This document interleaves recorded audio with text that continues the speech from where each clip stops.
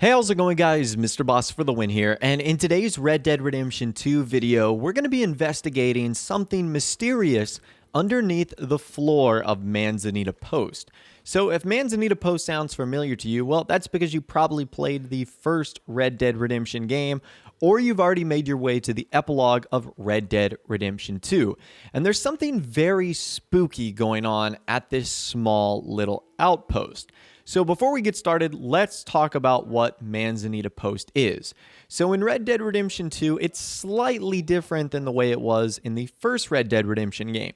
It's actually a small group of Norwegian immigrants who appear to have settled down in the area. And inside of the area, there is one small accessible property, which is a cabin housing a husband and a wife. Now, the big difference between that cabin in Red Dead Redemption 2 and Red Dead Redemption 1, in the first Red Dead Redemption game, the cabin is up for purchase. So I guess that kind of answers the question what eventually happens to these guys, but let's talk about what's going on in the present. So the husband and wife are also Norwegian, and everyone seems to be rather normal on the surface, just like everyone else. And it seems like it's a relatively new settlement on the rise. And if you talk to all the people in the camp, they'll generally greet you with a friendly hello, and then they will start speaking to you in Norwegian. And there's a lot that I did not understand from what they were saying. So let's actually go inside the one cabin that you can check out, and everything for the most part seems pretty normal. However, upon entering the cabin for the first time, you can actually examine the floorboard. And there is like one floorboard that looks uniquely different than the rest. Like you can clearly tell it's a different color and that it also looks like it pops out. And when you do that, you can actually pick out a photograph. The game actually calls it Norwegian photo. And if we examine it, you guys can see that it is a man standing up with dark hair and a dark beard. It's a lady sitting down holding a baby or a very small infant. And on the back of the photo is urine, underlined and with an exclamation point, U-R-E-N. So if you didn't look at the back of that photo underneath the loose floorboard, you would just assume that it's a family portrait, a husband, wife, and their infant son. However, if you flip it over, that word, which is Norwegian for impure, is scrawled on the back. Now, what's weird is the residents don't seem to mind you taking this image. However, it was hidden underneath the floor, meaning that someone was certainly trying to hide it.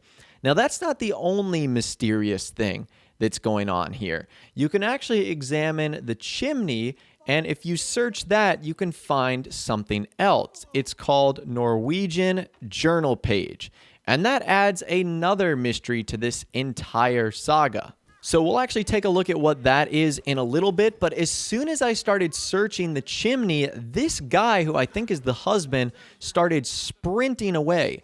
So I was trying to examine what was going on with him. The second I did that, another individual tried to run away. And after looting them, I ended up getting another item as well that I think adds to our mystery. And this item was called Norwegian newspaper scrap. So we've recovered 3 pretty mysterious documents from this place. Once again, we got the Norwegian photograph, which the description for that is an old photo of a woman holding a baby standing next to a dark-haired man. And of course, we saw what that was. And then there is the Norwegian journal page, which is a ripped out journal page written in Norwegian. And it doesn't even give us the option to zoom in to read it because it's all in Norwegian. So when I saw this, I was like, okay, I'm going to have a hard time translating this. So I started to do some research, and I found a post by a user, the Next Anubis, on the Red Dead Mystery subreddit. And that thread actually has a translated version of the journal page. And this is what it says, and it might be a rough translation. It says, "To live with this guilt is not to live. It is a slow and painful death, the very least I deserve.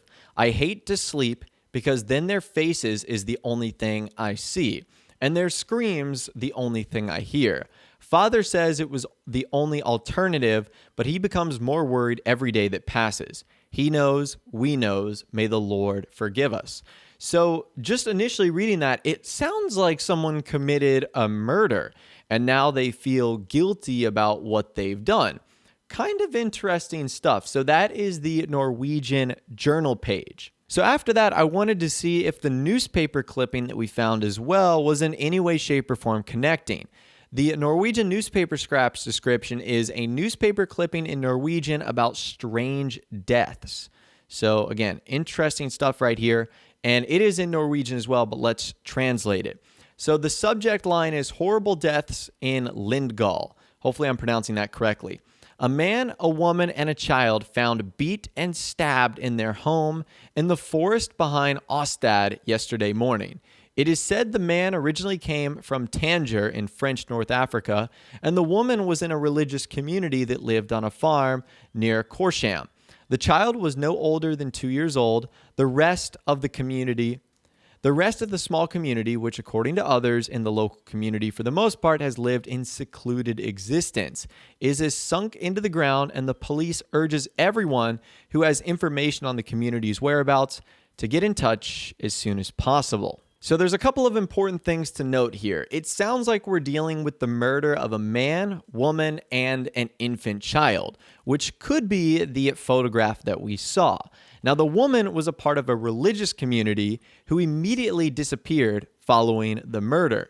And also, the woman being from Norway and the man was from North Africa. So here's what I think has happened here. I think the religious community that this woman was a part of is now the settlement we know as Manzanita Post. And this is evidenced by the journal entry that describes someone as father, who might be a priest, saying that there was no alternative, as well as the sudden disappearance of the community after the murder.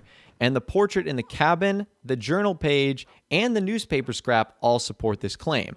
Now, the baby in the photograph is shown to be of mixed race, the Norwegian mother and the North African father, which is why it was considered to be impure or unpure, which is what urine means by the rest of the community. So if you can kind of read between the lines here, it looks like the settlers at Manzanita Post are completely guilty for the murder of a man, woman, and their small infant child, which are shown in the family portrait in the cabin. And this claim is evidenced by the father saying there was no other alternative, and the guilt portrayed by the man in the journal page, where he said he thinks about it every single day. So that reveals an incredibly dark secret about Manzanita Post. It seems like it was once a religious community in a land far away that is now established here because they murdered 3 individuals because of their mixed race relations. And they fled to the remote area of tall trees to maybe attempt to put their past behind them, but also escape any law that might be following them too. So that is incredibly creepy. This seemingly innocent, Norwegian community is actually a bunch of murderers for a pretty horrific reason. The fact that a family wasn't all from the same race. So that is incredibly sad. Now, after finding out all this information, if you start to talk to the people of Manzanita Post, you'll start to get some kind of creepy things that they'll say.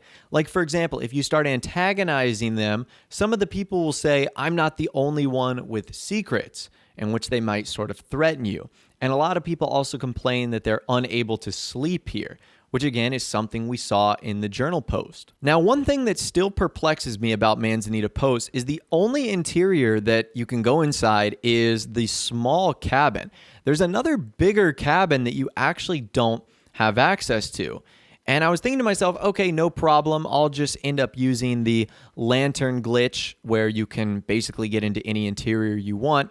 But I tried for about 10 minutes on all the different types of doors that this post has, and I wasn't able to get inside. So I don't know if there's anything significant in here or if Rockstar just added this to be accurate with the first Red Dead Redemption game, but I found no way to get inside, and there doesn't seem to be a way to glitch in there either, which is a little upsetting because I thought I was going to find something unique in there, but it turns out that that was not the case. So I'd love to hear from you guys in the comments down below on what you think happened at Manzanita Post. Why is this group of Norwegians here? What's the secret you think they're hiding? And do you think there's anything else that's mysterious that is happening on this property as well? Let me know your thoughts, opinions, and more in the comments down below. I'd love to hear from you guys down there. If you did go on to enjoy this video, though, a like rating would, of course, be awesome. And subscribe to my YouTube channel if you are new or you like daily Red Dead Redemption 2 videos like this. With all the way, guys, like I said, thanks so much for watching. Take care, and I'll see you guys in the next video.